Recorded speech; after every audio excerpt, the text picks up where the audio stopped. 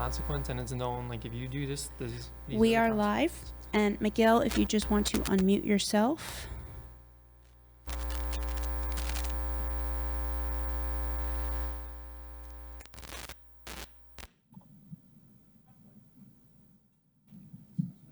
Miguel, are you there? Try one more time. Can you hear me now? We have you. Hello? Eileen, we could hear him. Yes, yes, Miguel, we can hear you. Okay. All right, so we will call the May 19th commission meeting to order at 4:35 p.m. In attendance are Commissioners Vignola, Commissioner Mills, and Commissioner Rodriguez is joining us remotely. So we do have a quorum. Commissioner Sullivan and Mayor DeStefano are absent this evening. Looking at the agenda, there is no interviews or anything this evening, so it's a basic agenda. Communications, we did receive a communication, a phone call and some emails from a resident, Javon Wells. He's asking to meet with the commission in regards to an incident that occurred in February of 2022 in which he was arrested for criminal mischief.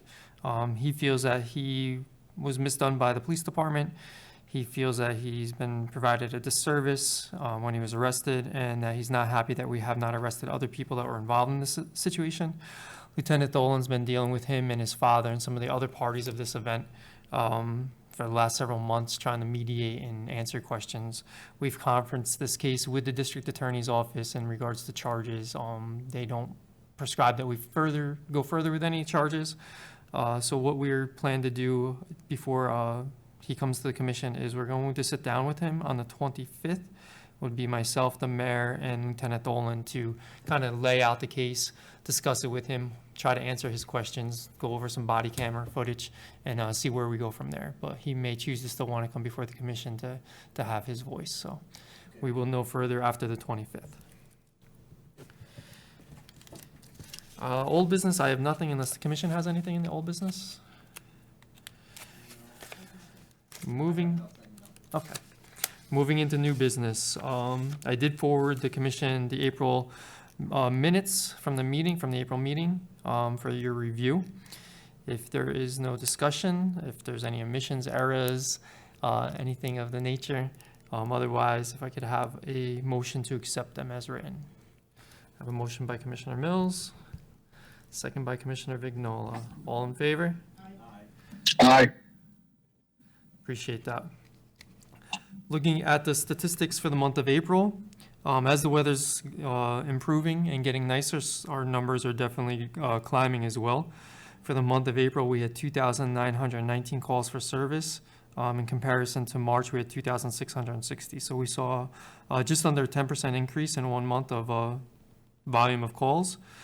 Our Part 1 crimes are more serious crimes. For the month of April, we had 41. The exact same number we had in March, so we didn't see really much movement there. Within those categories, though, we saw a little bit of movement.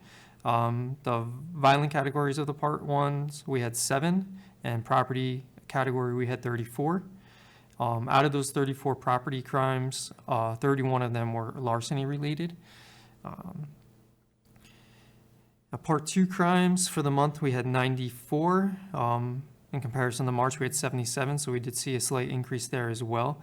However, the next category, arrests, we had 236 arrests for the month of March in comparison to 203 arrests for the previous month, which was a 16% increase.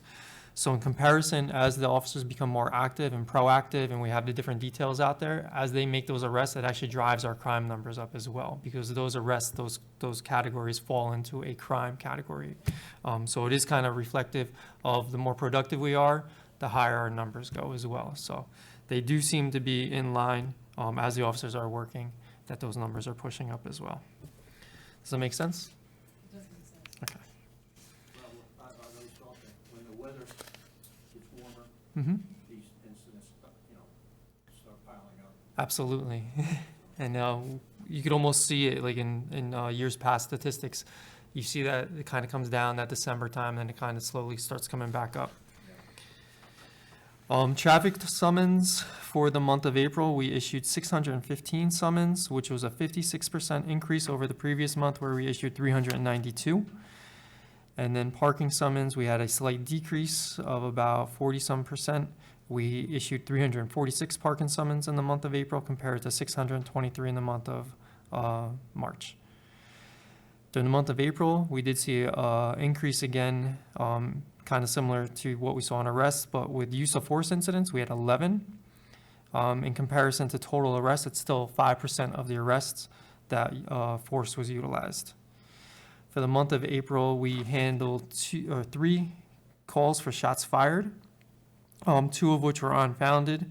The third was a confirmed shots fired, no injuries, no victim or suspect information at this time, very generic information.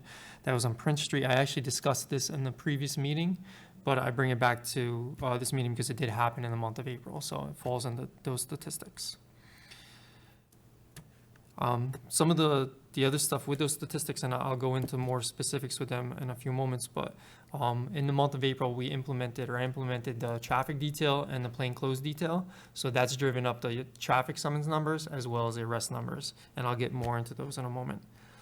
Also under old business, last month I did brief the commission that the trial for Officer Barone would begin on the 25th of April, which it did. I believe it was the 26th actually, when they started selecting the jury. Took about 5 days to select a jury. Then there was 2 weeks of both testimony and deliberations. And as we were talking about just before the meeting started, the verdict came out on Friday the 13th, just after 5 p.m. of guilty of all charges, the highest being attempted murder in the first degree.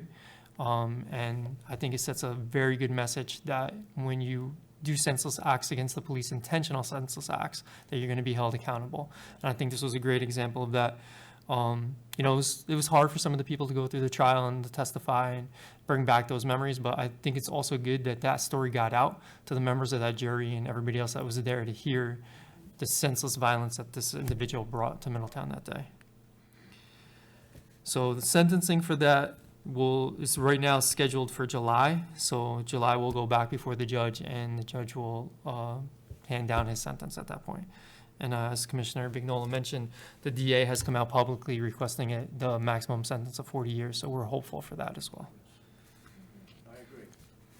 Any questions or comments on statistics, monthly statistics, Barone trial? Commissioner Rodriguez, anything? No, I'm good. I'll move into our staffing. As we said today, I still have 2 vacancies. 69 sworn personnel budgeted for 71. Out of the persons that I do have, Officer Barone is still on disability. I have 1 officer on maternity leave. I have 2 in field training, 3 in the police academy. The 3 in the police academy graduation is scheduled for July 29th here at the Paramount Theater. As it gets closer, I will definitely remind the commission of that as well. Since our last meeting, Officer Sullivan has completed his field training. Officer Sullivan is our newest hire who came from NYPD. He just completed his field training. He's doing a great job by all accounts. His experience and knowledge is definitely well received. So he began working on his own as of the 16th of this month. And as I just momentarily mentioned, the details that I put together starting in April. So in April, I had Officer Ciandra assigned to a traffic detail. He did 4 weeks in that detail. During that time, he issued 228 traffic tickets and made 13 arrests. I think he did an outstanding job. He focused on some of those high traffic areas that were received complaints and tried to make a difference there. So really, he interacted with us very well on a regular basis. He used data from the speed trailer to direct his enforcement. He's being replaced, or he was replaced this week, and we just we put the officers in there for 4 weeks. They know going in that they have 4 weeks. It doesn't matter if they write 4,000 tickets, they're still there for 4 weeks. So this week, he came out, and Officer Kelly Conklin started working in the traffic detail as of this past Monday, and she'll be in there for 4 weeks as well, and she hit the ground running. It almost created a little competition. She wants to do better than the previous officer. Officers Pizzola and Giovanello, they've been assigned to the plainclothes unit for the last about 40 days. And during that time, they've made 72 arrests so far. Again, focusing on the hot spot pockets that we have where crime's picking up. They've been focusing on that. Very productive, and we'll be changing them out. I think they have about another week and a half before we change them out, and we'll put 2 additional officers in there as well. With that detail, we gave them 8 weeks just to get them a little acclimated to doing plainclothes work. It takes a little bit longer for them. Dispatcher Massey, he is officially retiring as of May 28th. He's going to move on. We are going to provide him with a luncheon and a walkout on Thursday, May 26th. The luncheon is at 2 p.m. and the walkout's at 3:45. The commission is welcome to join us that day to give Mr. Massey a send-off. To fill his position, I did interview our one candidate that we did have at the time that successfully passed the background out of the eligible candidates. Sat down, seemed like a very good fit, bilingual, very energetic, very positive background. However, she declined the position due to the salary. It was too much of a salary hit for her. So we're back to civil service, got our last remaining candidate. We sent him out a background, so we're hopeful that it'll be a clean background that we could present him with a job. And then with or without that, I will be requesting another dispatcher exam from civil service. Additionally, in the staffing category, Detective Kevin Waymer came to me on Tuesday and advised me that he will be retiring this fall, sometime probably late September, early October. He will have, when he leaves, he'll have a total of 21 years. Said it's time for him to move on to the next chapter of his life. So we will miss him. He's been an asset to the department. He's been assigned to our ID, our evidence position, doing crime scenes, handling our internal evidence and audits and evidence room. Very important position. So we are in the process right now of looking to replace that position. When Detective Waymer started there, he started as a patrol officer. The person we're looking at, who's been kind of mirroring, working with Detective Waymer, is also a patrol officer. So as long as everything lines up, we will have that position filled here in the near future so that they could work together for the remainder of Detective Waymer's career. At the last meeting, the commission promoted Sergeant Jason Bodette, which I greatly appreciate. I think he's going to be a fine addition to the supervisory staff. Since his promotion, I assigned him to run the narcotics unit. He spent a good portion of his career thus far in the narcotics. I think he's the best suited for that spot at this time. And again, he hit the ground running, so I'm very happy to have him there as well. Also, since the last time we met, I've sat with the school superintendent and discussed they would like to add a second SRO to the high school. So currently, right now, we provide 4 SROs to the school district. We have 1 at the high school, 1 at Twin Towers, 1 at Presidential Park, and 1 at the Truman Moon Annex. So they've asked to add a second one at the high school due to the large volume. There's almost 2,700 students there. They pay for the services. They pay the officer's salary and benefits. So I've discussed it with the mayor. He's on board. The mayor actually was just authorized by the council this past Tuesday to sign a new contract that includes the 5th SRO as well as an increase in cost to cover the cost of the officers with their raises. So we're looking to move forward with that. I've also submitted the request to the Board of Estimates to request an additional officer be added to the ranks to fulfill this requirement.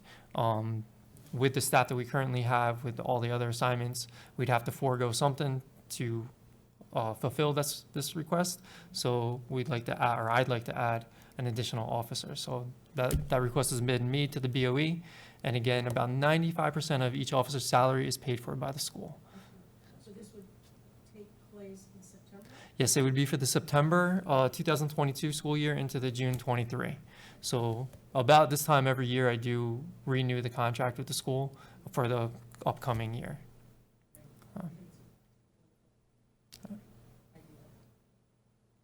Okay. I'm satisfied. Very good. Commissioner Rodriguez, any comments on that? Thoughts? No, Chief. All good. Very good. Any other discussion on staffing? Concerns, thoughts? Okay. Since the last time we met, I'm just going to highlight some of the trainings that the department has participated in. We sent Officer Harcher to school resource officer training. He's been assigned to the Twin Towers as a school resource officer, so he's fully trained now as well. We've had Officer Chasapanta and Officer Thornton attend instructor development training. It's a 2-week training where they become certified police instructors. It's a pretty intensive course, actually. They make you do a lot of work. And then Lieutenant Hargan has assisted as a proctor and instructor in that class as well for different blocks throughout the last 2 weeks. Sergeant Welch has been teaching procedural justice through the police academy.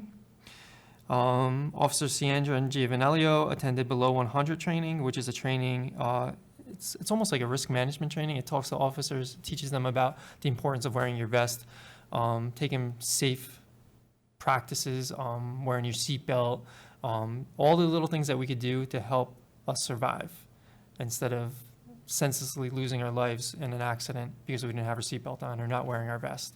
So it's a pretty good training. It's a national training. So we like to send people to that on a regular basis.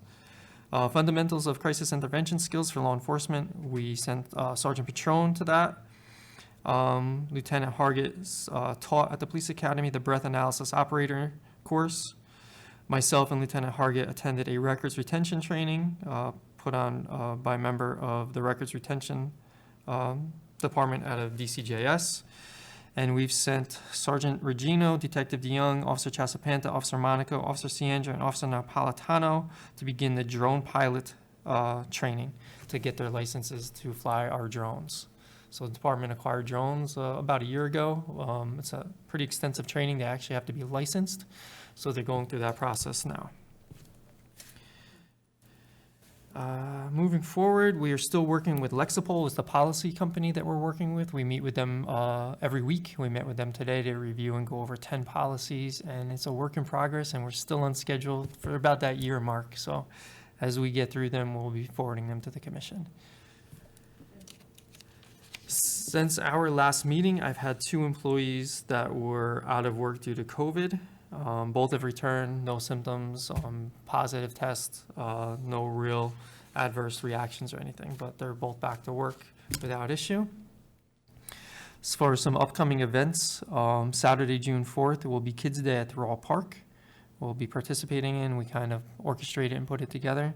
Officer Galley will be out there with some of our other members. This Saturday, May 21st, we're doing a department photo. We try to do this about every 4 years.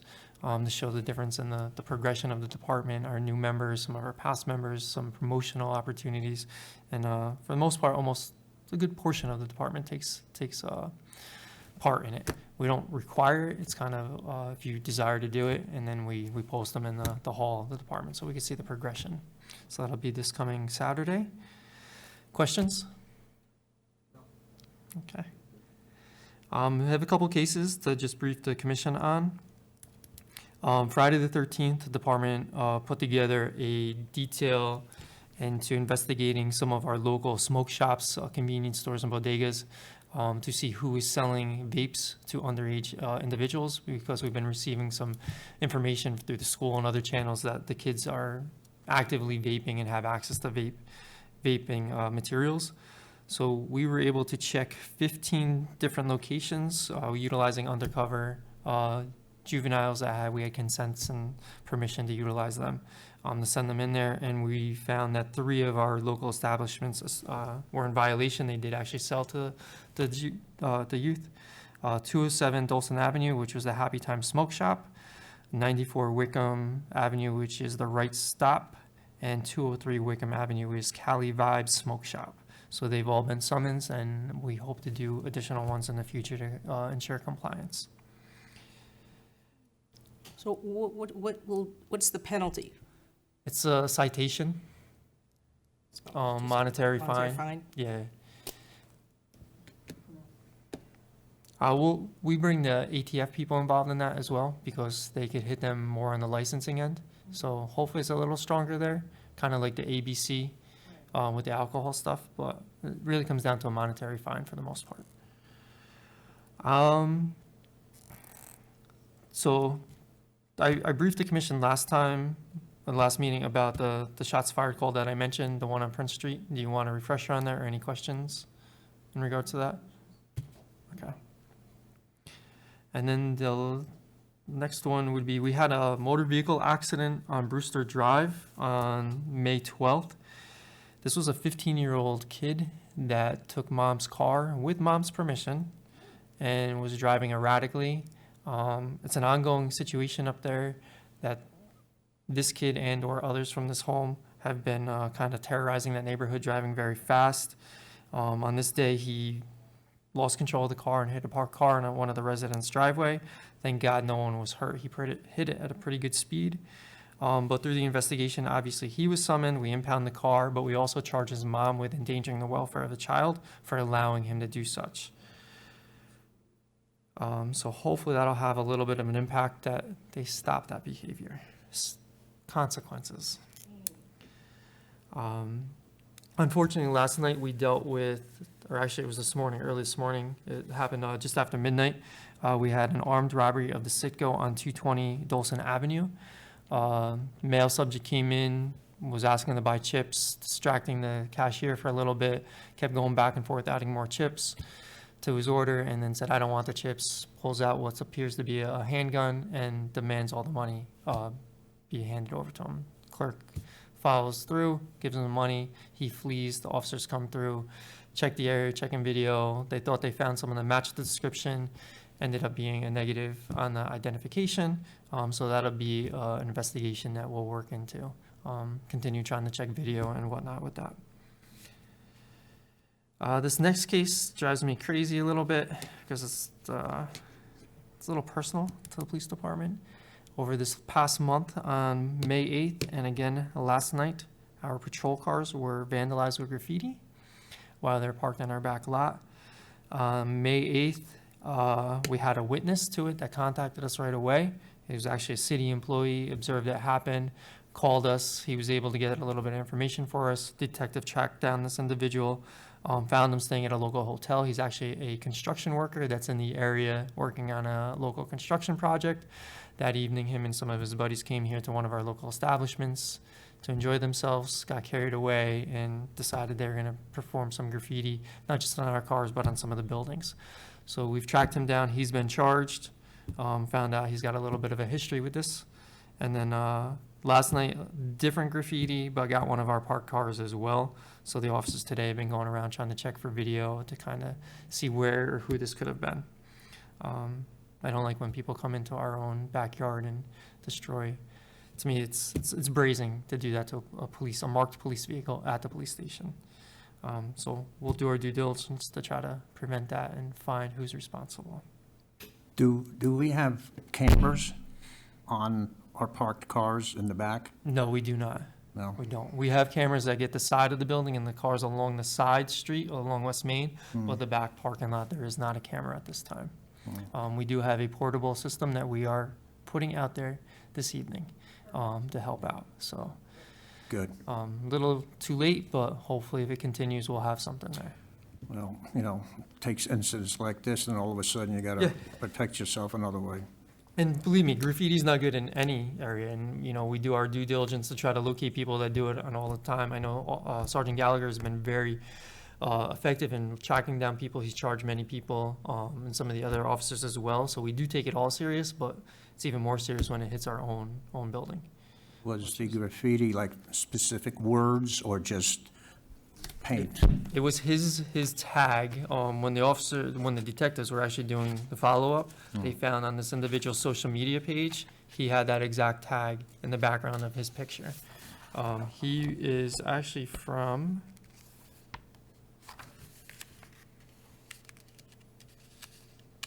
Indianapolis. He's here working. He is, I think he's like 30-some years old, if I'm not mistaken. I don't have his age on this. Oh, okay, I was just wondering. He's not a like- kid acting stupid. He's an adult that should know better.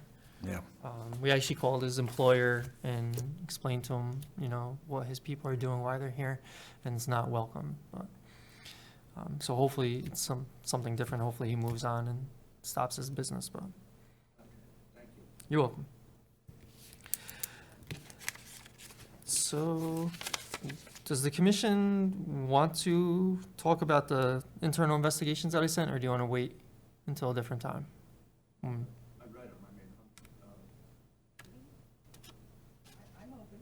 Okay, I mean, no, we don't have interviews, so. yeah. Commissioner Rodriguez, are good with you? There's 8 of them. I'm good. There's 8.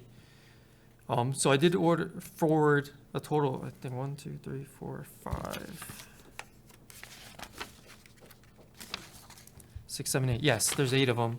And I'll go one by one, give a brief description. If any member of the commission would like to further discuss any of them, I have the investigations with me. The first one would be, it's a June 8th, 2021. It's a property damaged motor vehicle with patrol car number 8 and police officer Napolitano. After review of the investigation, find there's no policy violations. The second one would be October 22, 2021. It's an injury to defendant David Kutschlick. After review, there's no violations, find no violations of department policy. Next would be November 3rd, 2021. This was an injury to a juvenile defendant. After reviewing this incident, I find no violations of departmental policy. Next would be November 15th, 2021. It's a use of force injury to a juvenile defendant and minor injuries to Officer Hart and Barnes. After review of this incident, I find no violations of departmental policy. Next would be March 3rd, 2022. This is a property damage motor vehicle accident with patrol car 10 and police officer Langford. In this one, I do find that there is a violation of policy and address that violation with a verbal counseling to Officer Langford, being that it's his first incident, minor in nature, no ill intent. Didn't appear to be acting reckless or intentional. Next would be March 19th, 2021. This was an evidence discrepancy with counting of the glassine envelopes of heroin. Sergeant Baudet.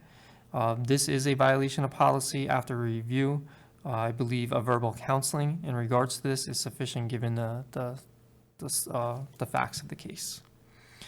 Next would be a January 19th, 2022. This is a use of force injury sustained by Officer Shalaba during an incident at the high school. He injured his shoulder, does not appear to be preventable. He did not miss any work, no departmental policy violations.